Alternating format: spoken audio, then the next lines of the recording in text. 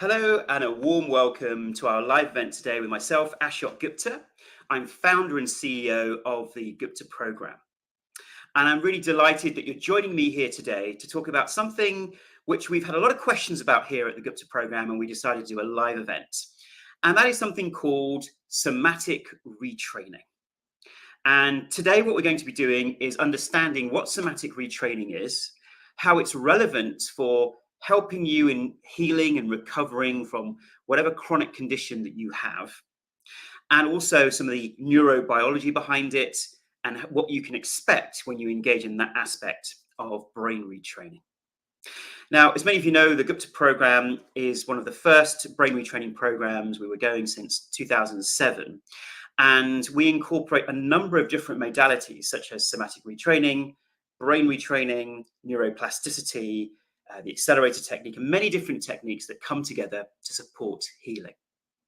And we heal many different conditions. So we look at things like neuroimmune conditions, long COVID, ME and chronic fatigue syndrome and fibromyalgia, but also sensitivity reactions such as food sensitivities, mold sensitivities, electrical sensitivities.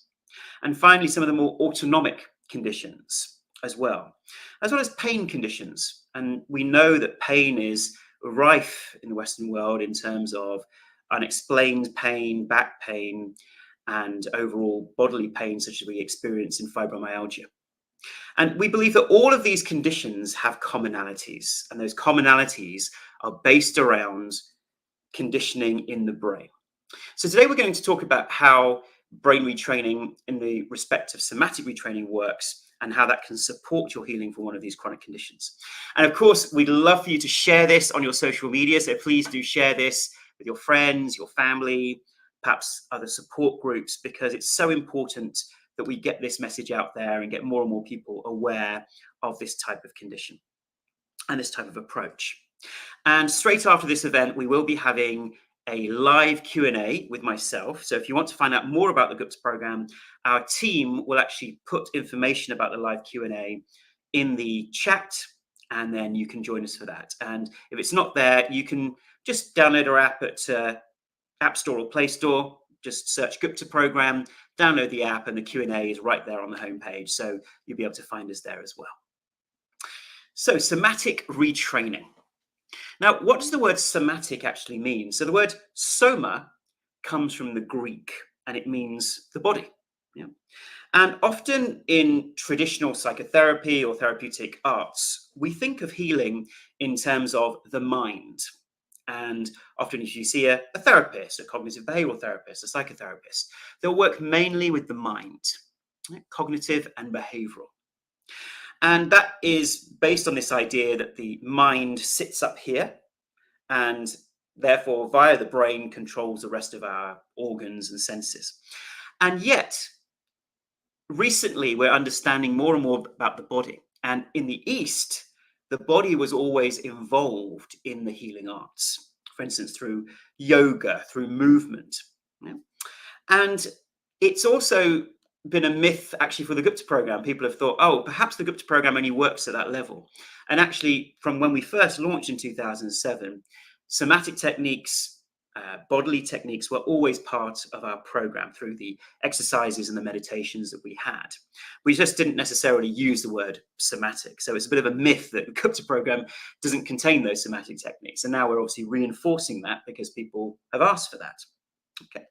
So soma means body. Healing the entire brain and body and mind through the body, through somatic exercises, somatic retraining of the brain. And let's just take a step back and try and understand, well, what exactly are we retraining here? Yeah. We're retraining ultimately the brain, and there's two approaches: the bottom-up approach, so using the body to retrain the brain, and then the top-down approach, which is the more direct approach, which is training the brain up here through cognitive and behavioral approaches and through other neural rewiring exercises to then affect the body. And we find in the Gupta Program that using both scenarios together simultaneously is super powerful. And let's take a starting point of what an emotion is and how that's related to our body, our soma. So when we have an emotion, let's say it's fear or anger, normally what happens is we experience that emotion, and for that emotion not to last in our body in the longer term, we process that emotion. Yeah, you may have heard of that phrase, I've got to process the emotion. Now, what does processing the emotion actually mean? So processing the emotion means when we are, first of all, aware that we're having an experience of an emotion. Now, often we can't process emotion because we're not aware that we're having an emotion. We're on automatic pilot, or we use social media or other things to distract us from the emotion that we have. So the first point of call is being aware that we have an emotion, and then understanding that emotion, yeah, and then looking to process it, which essentially means to come to a state of understanding and eventually an acceptance of what happened or how it happened. So that emotion is processed, we've learned from it, we've perhaps shifted our awareness, we've perhaps shifted something within us, or we become aware of a belief within us that has triggered that particular emotion. So emotions are energy in motion. They're designed to come, give us an experience which is to ensure survival or ensure some other protective uh, role, and then to dissipate and allow us to come back to baseline. But often what happens is that we have an emotion and we don't process it. So it lingers. Yeah. And where do we tend to feel those lingering emotions? We tend to feel them in the center of our bodies and those energy centers. So if we have fear, we tend to feel fear in the heart and it sinks down into the stomach. If we have anger, we often might feel anger around the head, a tightness in the head or a band around the head, often around the forehead area. So that's the energy center where we experience and have stored up anger. Sadness and guilt, we tend to have a throat choking, so we tend to experience it around this kind of area. Yeah. And all of those emotions, if they linger, it's because they haven't been fully worked through and processed. And that's where somatic techniques are so powerful. And if we don't process those emotions, then a strong emotion like anger, if it's not processed, can actually turn into rage. And that rage can then turn on itself and can lead to self-hatred. Things like worry, if we don't process worry or short bouts of fear, that can turn into chronic anxiety. And that chronic anxiety can then cause the continual fight experience, which is related to anger, flight experience, which is related to fear, the freeze experience. We can start experiencing ourselves as freezing up and tension and tightness in our bodies. And even another experience called fawn, which we'll talk about actually on our Zoom Q&A straight after this.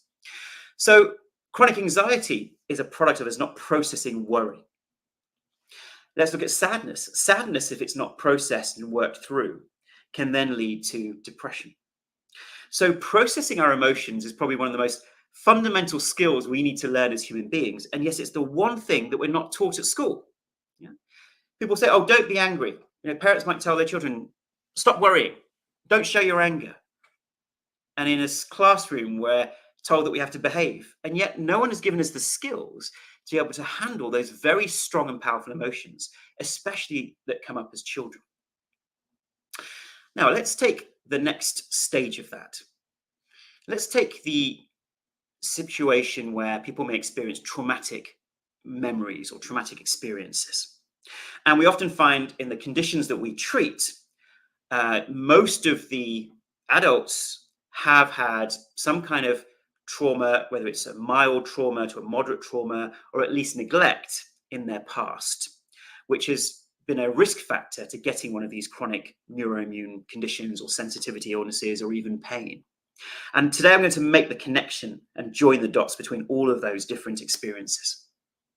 So when we have an emotion as a child, in a similar way, we work through those emotions. And actually, children, if you notice, can be very good at processing emotions and letting things go. You'll see a child be supremely upset, perhaps because the parent didn't buy the child a toy. And they may cry and shout for a little while, but then a few minutes later, they're completely fine and playing as normal, okay? Because they often don't necessarily hang on to emotions. However, if a child really experiences an emotion which is deep, but also repeated again and again and again, an experience of neglect, an experience of trauma, an experience of abuse in some way, then that child at that age doesn't necessarily have the resources to be able to handle such an onslaught. And so the mind very cleverly comes up with a strategy, which is to repress those emotions and repress those memories and experiences so they can be processed at a later time when someone has more resources. And that is right, because as a child, can you imagine having to think through and process that when you don't have those resources? You don't have a developed mind or a developed prefrontal cortex to be able to work through and manage that. So in a child, often, or even a teenager, those strong emotions can get split off. They get split off to a part of the mind where they get stored, almost locked away. And the challenge here is when those emotions are locked away and not processed, they keep the body in a state of tension because it's not a perfect splitting off. A person may dissociate from those emotions. How often have we done that? We have a really difficult emotion and we don't want to handle it or deal with it, so we dissociate from it. And our modern world, with all its screen distractions and social media, is actually fueling that dissociation, because now it's a lot easier to dissociate from our emotions because we have something in our pocket every moment that can enable us to do that. So let's reflect on that. Do we often use our mobile phones to distract from difficult emotions? And we'll talk about what we can do instead. And so those dissociation strategies and other coping mechanisms are not perfect repression or suppression of those emotions. And so little bits of it keep seeping through into our mind, which causes the tightness in our nervous system. So it's almost like the body is storing and holding on to some of those emotions. And an example is, let's say, a balloon. So imagine your whole body is like a balloon, and there's a certain amount of air that we pump into that balloon. And if we have a low amount of air, then the body is soft and calm, right? Just like a balloon. If you just put a small amount of air into it, then it's spongy and soft. And that makes us more flexible and able to handle the ups and downs of life. So if you take a soft balloon and it hits an object or you push it, it's flexible, malleable. It's able to be like a tree that is able to wave in the wind, versus an oak tree that stays stuck and still. So we're able to handle the ups and downs of life. But if we pump too much air into that balloon, guess what? The balloon now becomes tight. If you poke the balloon, you can almost burst it. It's very, very tight. And that's often what happens in our nervous system. Our nervous system becomes tight because there's lots of unprocessed emotions that have got stored up in that balloon. And what then happens is, naturally, we learn as a child and a teenager and then as an adult to dissociate from the body because it feels uncomfortable. Who wants to sit with all this tightness in the body? And what that does is we dissociate as one strategy, or we may use numbing agents. So we may use eating or smoking or drinking to numb ourselves from the pain of that tightness in our nervous system. Many different coping strategies that we employ. And that can cause a continual background nervous system dysregulation and sensitivity, which then means that we want to dissociate even more. So it becomes a vicious cycle because we are not connected to our bodies and our emotions. Some people describe it as vibrating outside of our bodies, rather than being grounded inside of our bodies. And the grounding that we need is to offset that fight, flight, or freeze response that our bodies has that memory of because it hasn't worked it through. Okay, so let's take that one piece that we have, this tight, overinflated balloon that is holding on to that tension. Now, the second point is our hypothesis as to what causes these chronic diseases like long COVID, mold illness, fibromyalgia, pain, all of these types of conditions. Yeah? In our hypothesis, we believe that people go through some kind of stress, and that means chronic stress or mild stress, moderate stress, combined with a physical trigger. And that can be the COVID infection, could be flu, could be mold exposure, could be anything that the body finds it difficult to deal with. And because we're stressed, the body takes a lot longer to fight off that illness. And we often give the analogy, don't we, of the kingdom. And I hope many of you have watched that video of the kingdom analogy, where imagine you are the king or queen of your kingdom and your castle, and you have an army and navy that defends that kingdom. And an invading army comes over the hill. And unfortunately, this time, your kingdom is weak because there's a drought in the kingdom. That represents the stress that you've been experiencing. So now the army and navy are weaker. So they fight off the incoming invader, whether it's mold illness or a virus or bacteria or inoculation or whatever it may be. And because they take a lot longer to fight it off, those soldiers become traumatized by war. And so they keep trying to fight it off, even though the original army has been defeated. They aren't sure if it's been defeated, so they keep fighting, keep inflaming the body, keep inflaming the brain. And what then happens is, as we keep experiencing that, the more we inflame the body, the more there is symptoms in the body, which loop back to a hypersensitive brain that says, we're still in danger because look at all these symptoms in the body. That might mean that the original insult, which might be the virus or toxin or whatever, maybe it's still present. So to err on the side of caution, let's keep triggering our immune system and nervous system, which creates that constant dysregulation. And round we go, because the brain says we're in danger, triggers the immune system and nervous system, causing symptoms in the body, which via the vagus nerve loop back to the brain, telling us we're in danger, and around we go in a vicious cycle. Now, let's relate these two concepts, the idea of that tight balloon that may be a legacy of our childhood, and then this hypothesis.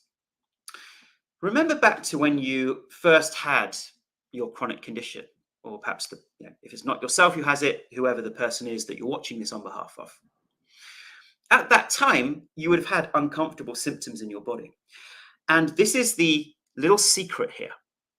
If we are used to dissociating from our bodies as a child and teenager, from our emotions, we will also be more prone to dissociating from our bodies in terms of physical symptoms caused by a neuroimmune condition. Yeah, does that make sense? If you are more likely to dissociate and repress and not process emotions, you'll do the same with physical symptoms in your body. And that gives us a clue, because what that then does is the more we resist our physical symptoms in the body, the more we inform our brain that we are in danger, that these symptoms are dangerous, and therefore the original insult may still be present, the original virus or bacteria, and so it reinforces the loop. Yeah. And that is the connection between, or part of the connection as to why people who have a background of trauma are more likely to get these types of conditions. And it isn't always so. So we have many patients who haven't had that type of history, but have still gone on to getting a chronic neuroimmune condition. So it's not an absolute. And of course, it's not just trauma. It can be mild things like neglect or abuse, or even it can be an adult relationship where someone's experienced bullying or abusive tactics by someone else, which can then cause our nervous system to really tighten up. So that is the connection there. And of course, if we have that background, it means that our brain is also overstimulated or prone to overstimulation. Our amygdala and insula can be on a hair trigger, ready to react and respond to the next stress in our lives, just like that tight balloon. So you might say, okay, if that is the case, how do we now, if I have a chronic condition, how do we retrain this response? Do I have to have dealt with all of my childhood trauma or background or those difficult memories in order to heal?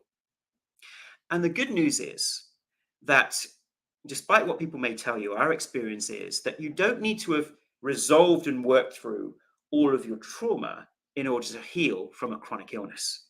In fact, the chronic illness is just a layer that sits on top. And actually, we start with dealing with the illness first and some of those vicious cycles. And that's where somatic retraining comes in, where there are specialized techniques that we can do repeatedly and regularly that can train the brain to let go of this internally reinforcing loop, this game of tennis that the brain and body are playing. We want to interrupt that game of tennis. And therefore, in our approach, we take both a bottom-up approach, which is the somatic retraining, that we have symptoms in our body. How can we use our relationship with those symptoms to process that experience so we train the brain in a different direction? And secondly, we use a top-down approach. So we use that neural rewiring approach where we are rewiring the brain to get to a sense of we are no longer under threat like we were when we first got the condition. So we use both approaches, and we use a lot of holistic health and lifestyle approaches as well to reinforce this. And this is what we call stacking. That you may find other approaches or programs out there, and often we find that they just do one thing. But when we're healing from one of these conditions, it is a holistic approach, stacking up all the various components that really matters. I remember we had a client in my clinic many, many years ago, and she was using all the tools. She seemed to be really committed, but she just wasn't getting better. And we're thinking through, like, what's going on here? Why is she not healing? She's doing everything right. She's super committed. And then I started asking her about her diet, and she said, yeah, I have a good diet. I'm following your diet. I mean, I have tea. That's the only thing I drink. And I said, okay, how many cups of tea are you drinking a day? Thinking she'll say 2 or 3 cups of tea or whatever. She goes, oh, I pretty much throughout the day, I'm probably having like 12 to 15 cups of tea a day. And I thought, aha, there we go. We have this misconception that somehow a cup of tea is different to a cup of coffee. But actually, depending on how strong it is, a cup of tea can contain the same amount of caffeine as a cup of coffee. So, of course, by drinking those 12 to 15 cups of tea, she was doing all this great work to retrain her nervous system, but at the same time was overstimulating her nervous system. So there you can see the importance of approaching it from all layers. So in order for us to heal, whatever program you choose to use, it's important to work at the body level. So that's working with the somatic retraining. That's working also in terms of diet and sleep and movement and physical activity, pacing. All of these things at the bodily level all come together. We stack up these different approaches. And then, of course, we work at the mind level. So looking at our emotions. And we use a lot of parts coaching, which we find very powerful with these conditions. A sense of connection to the people around you. So having a sense of community that supports you in your healing is very important. And then, of course, something that we reinforce to our clients is daily Gupta size. So daily Gupta size are daily Zoom calls for nervous system regulation and brain retraining. Because the thing about retraining the brain is it's not a once a week thing.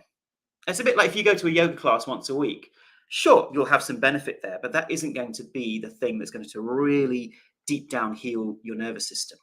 It is a daily engagement, repetition with commitment that makes the difference. So that's working at the mind level.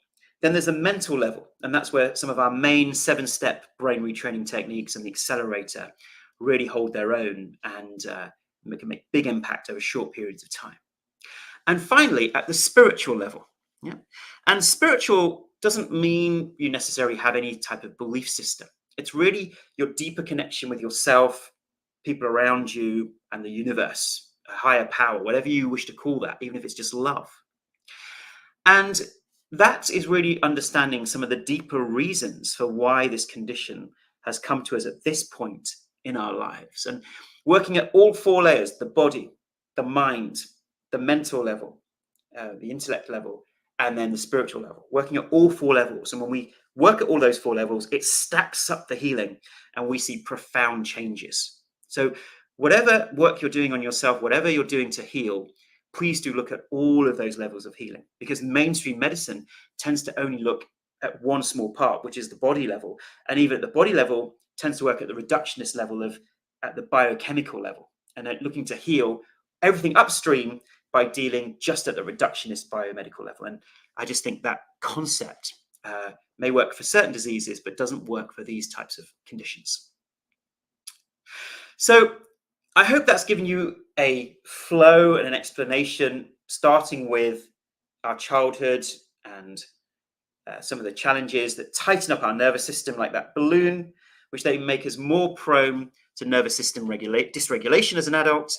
And that then means we're more prone to getting these types of conditions. And the connection there is our resistance to our emotions also then makes us more prone to resistance to symptoms in our body, which reinforces some of these vicious cycles.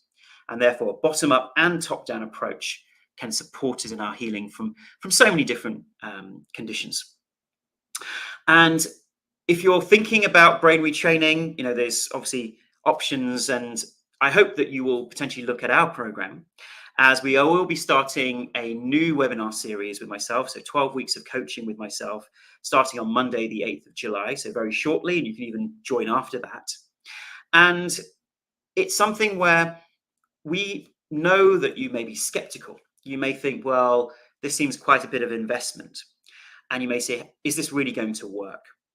And we totally understand all of those barriers that you may have. And all we'd like to say is, from our side, myself and my team, we're super passionate about healing people from these chronic conditions. That's the number one reason we do this type of work.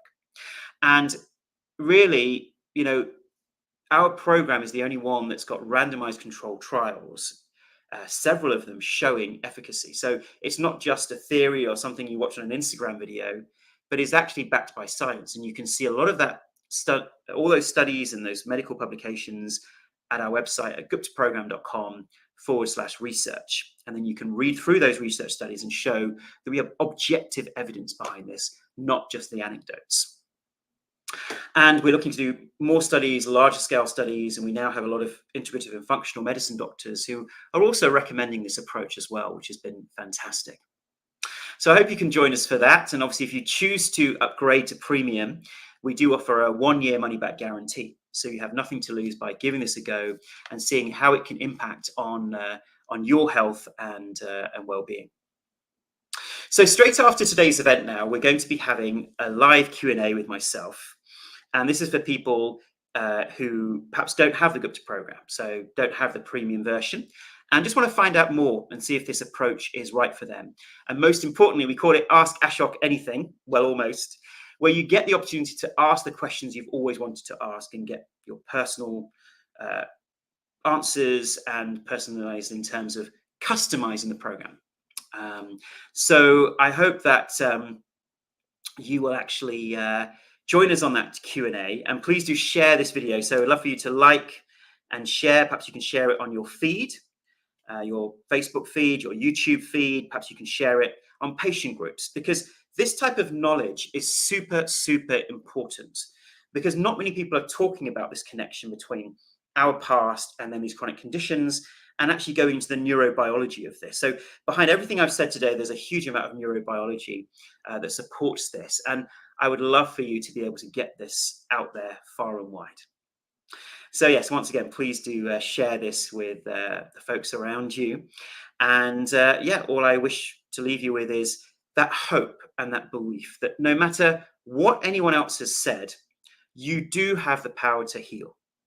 I believe that these conditions come to us as an opportunity for expansion and learning and growth, and an opportunity to discover that human spirit within us, that resilience that I know we all have within us, and you have it too. So I want to leave you with that hope that you can heal. So please do visit us at guptaprogram.com and take our free trial, or you can go to App Store or Play Store, download the free app, and you can start retraining your brain today. And once again, hope you'll join us on our live Q&A. So thank you so much for watching. And I think what I'm going to do is, I know that people may have some questions. So just straight after this, I'm going to start another live event. on Facebook. And in that live event, you can just ask me any questions that you may have. So if you're not on our Facebook page right now, just come to Facebook and type in Gupta Program and come to the live events page. And what we'll do is we'll start another live event, a separate one, and I'll just spend a short amount of time answering your questions. And in terms of the live Q&A on Zoom, that'll be starting in half an hour. So in 30 minutes on Zoom, we'll be doing our live event, the Q&A, and taking you through understanding more about the Gupta program and how it can help you heal from these chronic conditions. So I'll see you in the live portion just on Facebook and also on the Zoom call, which will start in 30 minutes. Thank you, everyone, and goodbye.